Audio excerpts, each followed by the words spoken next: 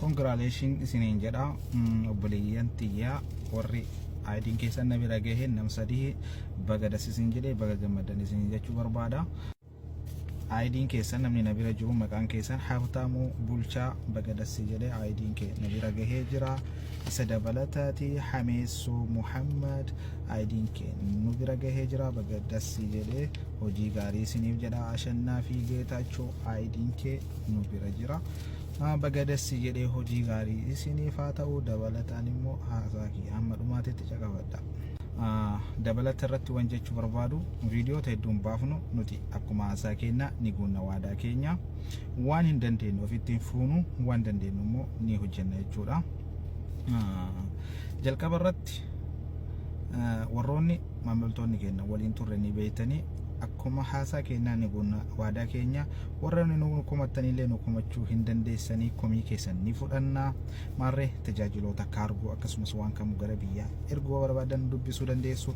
Akkasumas tajaajiloota fiizaa yookiin iqaamaa waggaa lama namoonni barbaadan keessaan dubbistanii argachuu dandeessu. Obboleeyyan keenya kun nama sadii jechuudha.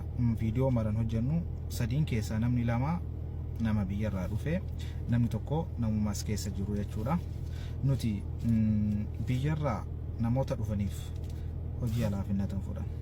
Yoo namni as keessan as jiraate sponsor isinii ta'ee dalagaa isinii argee isin waame rakkoon qabu nuti isin finna. Garuu immoo akkota namoota garagara dalagaa nuti isin seensisa koottaa nama baasii keessan baafadha waan keessan gurguraa biyya kanatti dalagaan waan akkasiiti jennee isin sobnee isiniif finnu. Nuti kan hojjennu ifaan bilisa.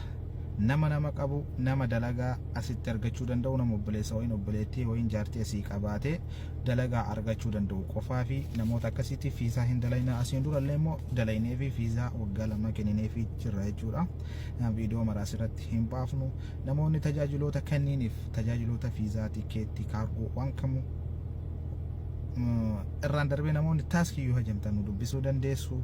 Yeroo maraa bilbilli keenya banaadha. Nutillee hojiif qophiidha.